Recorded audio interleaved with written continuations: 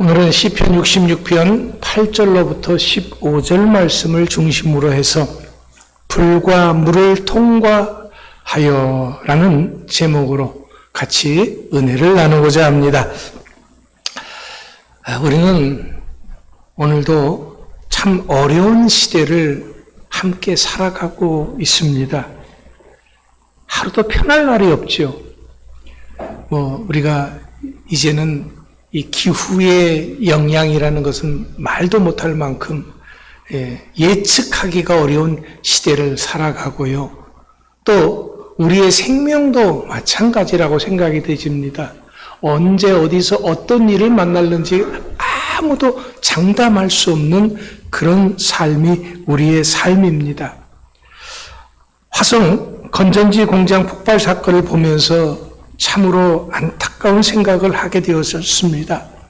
이번 사건에서 죽은 대부분의 사람들은 꿈을 안고 한국에 와서 일하는 외국인 노동자들이었기 때문입니다. 이들은 한결같이 낯선 타국 땅에서 오늘의 힘겨움을 꾹꾹 참아가면서 내일을 기약하며 버텼을 것입니다. 17명이 중국 동포들이었고요. 또 한 명이 미얀마, 라오스 사람이었던 걸로 알고 있습니다. 이런 삶의 상황이라고 하는 것은 이들만이 아니죠. 우리들도 마찬가지입니다. 지난 화요일 통증 치료를 하는데 한 분이 팔이 안 올라간다는 거예요. 올릴 때마다 악 소리가 납니다. 하지만 그럼에도 불구하고 떼약볕에서 무거운 것을 옮기면서 일을 해야 합니다. 곁에 있던 분들이 어떻게 그렇게 일을 하느냐고 하니까 일할 때는 그냥 해요 합니다. 물론 이분만이 그런 것은 아니죠. 우리 대부분이 편안한 일보다는 무거운 것을 옮기면서 위험한 기계 앞에서 또 위험한 물질을 다루면서 뜨거운 불판 앞에서 답답한 수많은 사람들을 만나면서 어려운 사람들을 도우면서 하루하루를 살고 있습니다. 너무도 마음이 아픈 우리들의 삶의 현실이죠. 오늘 우리가 읽은 시편 본문의 저자 역시 마찬가지였습니다. 그 저자는 자신의 삶을 마치 은을 단련하는 풀무불 속 같다라고 고백을 합니다. 그러면서도 좀 이해하기 힘든 말을 합니다. 그것은 우리들뿐만 아니라 세상 모든 사람들이 하나님을 찬양해야 한다라는 거죠. 그것도 세상 사람들이 다 들을 수 있도록 크게 말입니다. 그렇다면 왜 그렇게 해야 합니까? 아니, 어떻게 풀무불 같은 상황에서 그럴 수 있습니까? 그것은 하나님이 우리 영혼, 아니 우리 생명을 살아있는 자들 가운데 두셨기 때문이다라고 고백을 합니다. 이 말은요, 오늘의 내 삶을 하나님께서 허락하셨다라는 거죠. 오늘의 내 삶이 하나님의 은혜 가운데 있기 때문에 우리가 하나님을 찬양해야 한다는 겁니다. 뿐만 아니라 오늘의 나를 있게 하신 하나님이 우리들의 실족함을 허락하지 않을 것이기 때문에 찬양해야 한다라는 것입니다. 그런데 문제는요, 이렇게 하나님이 항상 지켜주시고 보호하시는데 지금 왜 우리가 이토록 모진 고통을 당하느냐라는 겁니다. 왜 이렇게 삶이 말도 못하게 힘드냐라는 거죠. 하루도 눈물 없이는 살 수 없는 현실이냐라는 겁니다. 풀무불 속 같은 삶이 뭐가 좋아서 찬송할 수 있느냐라는 거죠. 그것에 대해서 시편 기자는 10절 말씀에서 이것은 하나님이 우리를 시험하시는 것이다 라고 말하고 있습니다. 하지만 이런 말씀에 대해서 우리가 하나님을 믿는데 왜 하나님이 우리를 못 믿으십니까? 라고 의문을 제기할 수 있습니다. 이런 고통스러운 삶이 그렇다면 하나님이 함께 하시는 삶이에요? 이런 치욕스러운 삶이 하나님이 주시는 은혜의 삶입니까? 이것이 우리들의 실족함을 허락지 않는 삶입니까? 라고 말할 수 있습니다. 왜냐하면 이것은 하나님이 우리들을 시험하신다라는 그 의미를 잘 모르기 때문에 그렇습니다. 여러분, 시험하신다라는 것이 무슨 말일까요? 그것은요, 금속의 순도를 측정하는 것과 같은 것입니다. 그러니까 하나님이 우리를 시험하시는 것은 우리들로 하여금 이렇게 풀무불속 같은 그런 어려움을 당하게 하는 것은 우리들의 믿음이 얼마만큼 순수한가 하는 것을 알아보기 위함이고 또 우리들의 믿음을 그렇게 순수하게 만들기 위함이다라는 겁니다. 그래서 우리를 은을 단련함 같이 하셨다라고 말씀하고 있습니다. 왜냐하면 은의 순수함을 얻기 위해서는 영광로 속에서 불순물을 또 잡성분들을 제거하는 과정들이 필요하기 때문입니다. 그러니까 지금 우리가 고통당할 수밖에 없는 것은 우리를 보다 더 순수하게 만드시기 위한 하나님의 뜻과 섭리를 따르는 것이다 라는 거죠. 그렇다면 전능하신 하나님이라고 하시는데 그 하나님의 하시는 방법이 꼭 이 방법밖에는 없느냐라는 거죠. 다른 방법은 없습니까? 하나님이 정말 우리 믿음이, 우리 삶이 깨끗하고 순수하길 원하신다면 좀 더 쉽게 단번에 불순물을 다 제거하는 그런 방법은 없느냐라는 거죠. 여러분, 없습니다. 있다면 하나님께서 그렇게 하셨을 것입니다. 하지만 그렇게 안 하신 것은요, 이것은 그만큼 우리가 가진 불순물과 같은 그 찌꺼기들을 제거하는 것이 쉽지 않다라고 하는 반론이기도 합니다. 지금 우리에게 눌러붙어 있는 그런 불순물들이 그렇게 쉽게 떨어지지는 않는다라는 거죠. 세상적인 육신의 생각과 욕심과 거짓과 온갖 불신앙적인 것들이 단번에 그렇게 쉽게 떨어지지는 않는다라는 것입니다. 물론 전능하신 하나님이시기 때문에 쉽게 단번에 할 수 있습니다. 왜 못하시겠습니까? 문제는 언제나 그렇듯이 우리들이죠. 여러분, 한번 생각해 봅시다.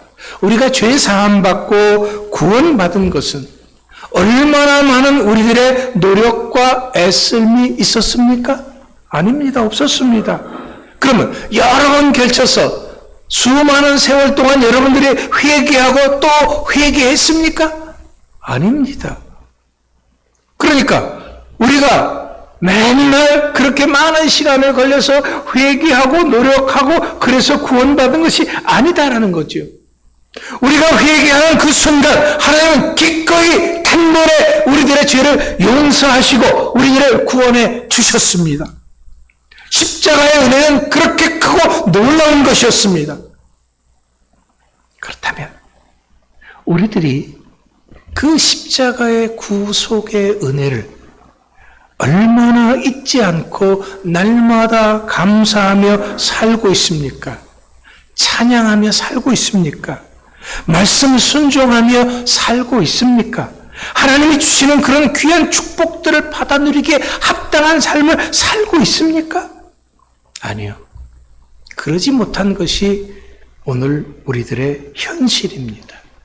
왜 그렇습니까? 우리가 구원받는 것은 분명히 한순간일 수 있습니다.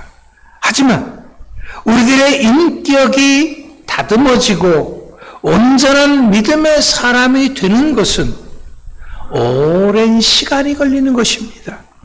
우리가 그동안 누려왔던 세상적인 것들, 우리 마음속에 붙어있는 그런 불신앙적인 것들을 다 내버리고 온전한 믿음의 사람이 되는 것은 시간이 걸린다라는 거지요. 그만큼 우리들의 삶은 버리고 자르고 다듬어져야 할 것들이 참 많다라는 것입니다. 여러분, 세상에서도요, 순수한 은을 얻기 위해서는 여러 번의 단련이 필요하다고 합니다. 우리들 역시 마찬가지죠. 그렇다면 하나님이 왜 이렇게 우리들을 이렇게까지 하시는 것입니까? 그것은 우리들이 온 천하보다도 귀하기 때문에 그렇습니다. 우리들의 죄값을 치르기 위해서 독생자 예수 그리스도를 십자가에 내주고 우리들을 구원하셨기 때문에 우리가 왕같은 제사장들이 되고 거룩한 백성을 삼기 위해서 그런 것입니다. 그러니까 이것은 그만큼 우리들이 아주 각별한 하나님의 관심의 대상이라는 것입니다. 우리들이 더 좋은 것을, 더 신령한 하늘의 축복들을 우리 삶 가운데서 누리게 하기 위해서, 풍성한 하늘의 은혜를 주시기 위해서, 그래서 연단이 필요했다라는 거죠.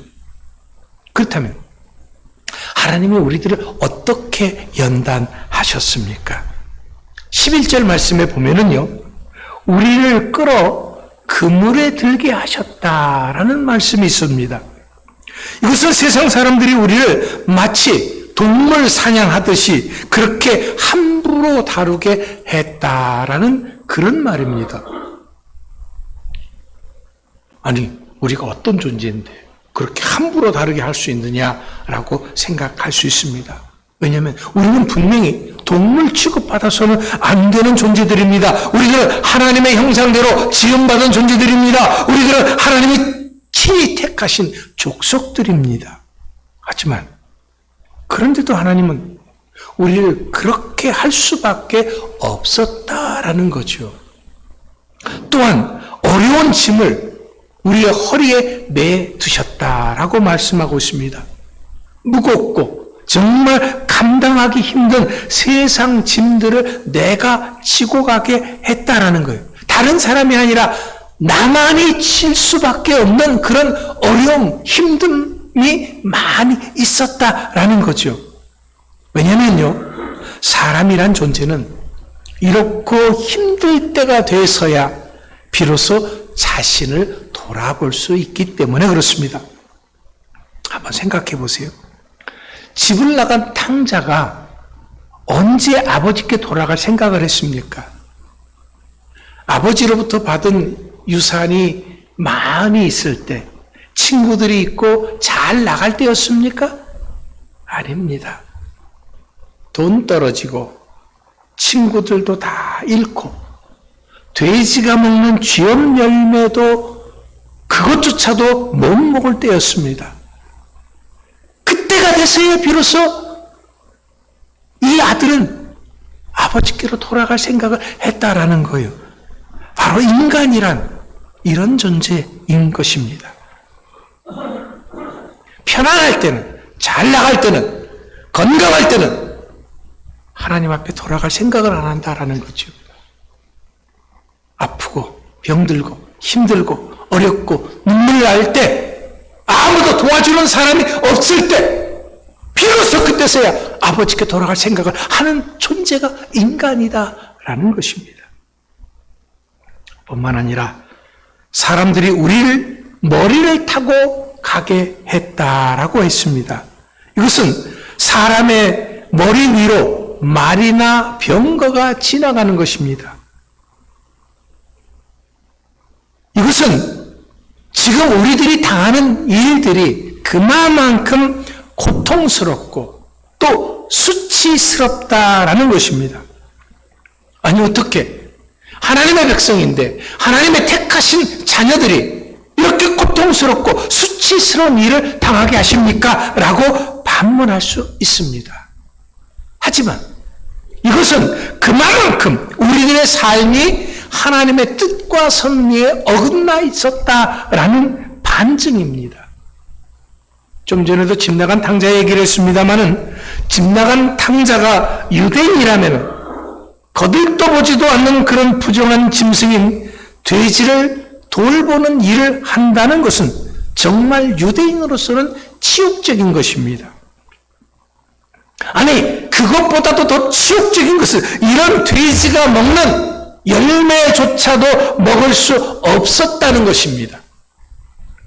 하나님이 택하시고 하나님이 사랑하시는 백성인데 왜 이런 고통을 당해야 하는지 이해할 수조차도 없었습니다. 지금 우리가 당하는 고통은 이것만이 아니다라는 거죠. 12절 말씀에는 불과 물을 통과했다라고 말하고 있습니다. 이것은 우리 생명을 앗아갈 만큼 고통스럽고 심각한 사건들을 겪게 했다라는 그런 말입니다. 이런 모든 것들이 우리를 사랑하시는 하나님의 백성들이 당하는 고통입니다. 오늘 우리들의 적나라한 삶의 모습이기도 합니다. 그런데 정말 중요한 것은 말입니다. 이런 시험의 끝이 무엇이냐라는 겁니다. 오늘 본문 12절 말씀에서는 이런 우리를 주께서 끌어내셨다라고 말씀하고 있습니다. 그래서 어떻게 하셨습니까? 풍부한 곳에 들어가게 하셨다라는 거죠. 정말 치욕스럽고 정말 고통스럽고 눈물의 삶, 아픔의 삶이었는데 나로서는 어떻게 할 수 없는 그런 삶이었다라는 거죠. 바울이 고백하듯이 오라 나는 곤고한 사람이로다. 이 사망의 몸에서 누가 나를 건져낼까 했던 그 바울의 고백처럼 아무도 나를 도와주는 사람이었고 아무도 나를 건질 수가 없었는데 하나님이 나를 끌어내셨다라는 겁니다. 아니, 끌어내실 뿐만 아니라 풍부한 곳에 들어가게 하셨다라는 것입니다. 이 풍부한 곳이 어떤 곳이냐 그러면은요, 물릴 정도로 실컷 먹을 수 있는 것입니다. 먹을 것이 많고 마음대로 모든 것을 무엇이든지 누릴 수 있는 그런 곳이 바로 풍부한 곳이다라는 말의 의미인 것입니다. 그동안 우리는 하나님의 자녀임에도 불구하고 자유를 속박당했습니다. 굶주림이 있었습니다. 극심한 고통과 아픔이 있었습니다. 하나님의 자녀로서는 그동안 감당해야 했던 이런 치욕스러운 곳에서 이제는 완전히 벗어나게 해주셨다라는 거죠. 우리를 얽매는 모든 죄에서 자유함을 얻게 해주셨다라는 겁니다. 문제는 이런 온전한 자유와 축복을 누리는 삶이 지금이 아닐 수 있습니다.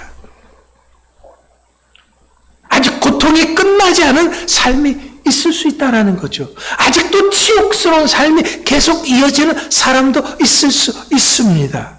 하지만 하나님께서는 반드시 그 약속하신 약속을 지키실 것입니다. 우리를 반드시 그 풍부한 곳에 자유가 있는 그곳에 들이실 것이다 라는 겁니다. 곧 그날이 우리에게 임할 것을 우리는 믿는 것입니다. 하지만 분명한 것은요, 이런 모든 것들이 나의 노력과 나의 능력의 결과는 아니다라는 겁니다. 전적인 하나님의 주권적인 개입하심이다라는 거죠.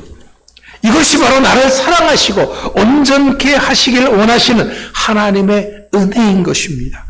전능하신 하나님의 역사하심이 없었다고 한다면 우리는 여전히 내일 없는 풀무불 속에서 고통의 삶을 살아갈 수밖에 없었을 것입니다.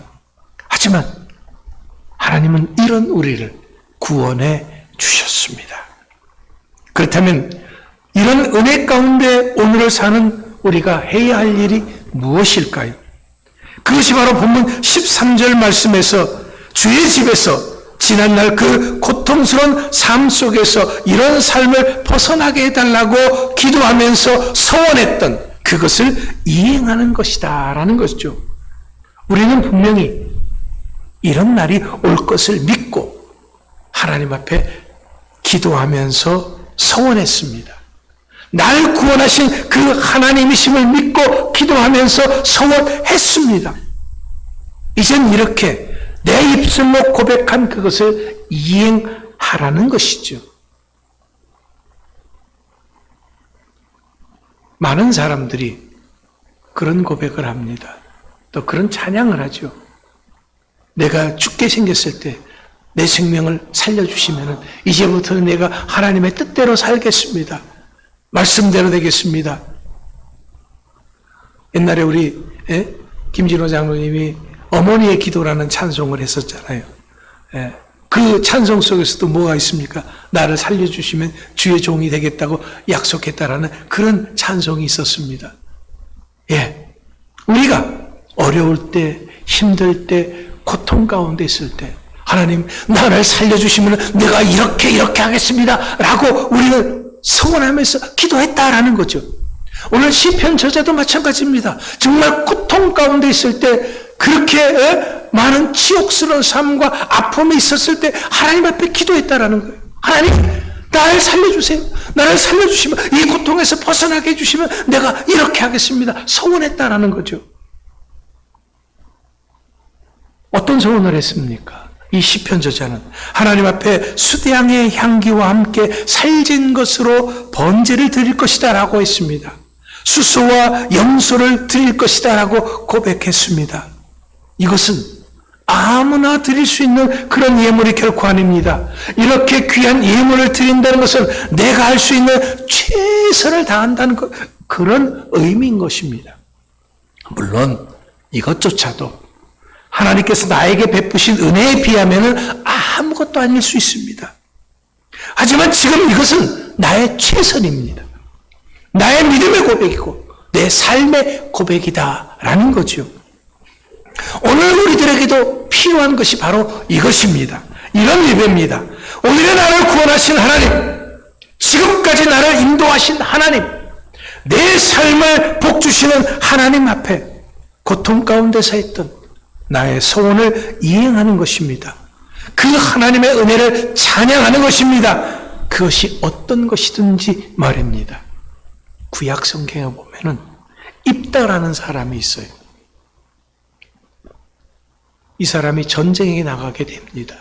하나님, 이 전쟁에 나가서 이기게 되면은 그렇게 기쁨으로 내가 집에 돌아왔을 때 나를 처음 맞이하는 사람이 있다면 그 사람을 하나님 앞에 드리겠습니다. 그랬는데 전쟁에서 이기고 돌아와요. 누가 이 아버지를 제일 먼저 맞이했습니까? 하나밖에 없는 외동딸이 그를 맞이했습니다. 입다는 결국 그 하나밖에 없는 외동딸을, 자신의 생명 같은 그 딸을 하나님 앞에 드렸다라는 거죠. 서운한 것은 해로워도 어떤 아픔이 있어도 반드시 이행해야 한다라는 것입니다. 그렇기 때문에 물론 이것은 쉬운 것은 아닙니다. 하지만 아무리 어렵다고 할지라도 서운한 약속은 약속이기 때문에 반드시 지켜져야 합니다. 왜냐하면 이것이 보다 복된 내일을 기약하는 것이기 때문입니다. 계속적인 하나님의 돌보심과 관심을 기대하는 것이기 때문입니다. 왜냐하면 분명 하나님이 나를 사랑하시고 내 기도를 들어주시는 분이기 때문입니다. 문제는 아직 나의 그 애절하고 간절한 기도가 응답이 안 된 분도 있을 수 있습니다. 그렇다면 나를 살피시는 하나님이 내 기도를 들으시고 응답 주실 것을 믿고 감사 기도를 드리는 것입니다. 감사 예배를 드리는 것입니다. 그런 하나님을 찬양하는 것입니다. 왜냐하면 이런 믿음의 기도가 더 큰 하나님의 역사를 가져오는 것이기 때문에 그렇습니다. 예, 사랑하는 성도 여러분, 우리는 이제 다음 주 맥주 감사주일 예배를 드리게 될 것입니다. 그때 우리는 나를 사랑하시는 하나님 앞에 이런 신앙 고백이 있는 예배가 될 수 있기를 축원합니다. 왜냐하면 지금 우린 물과 불을 통과했기 때문이고 또 통과하고 승리할 것이기 때문에 그렇습니다. 기도하겠습니다.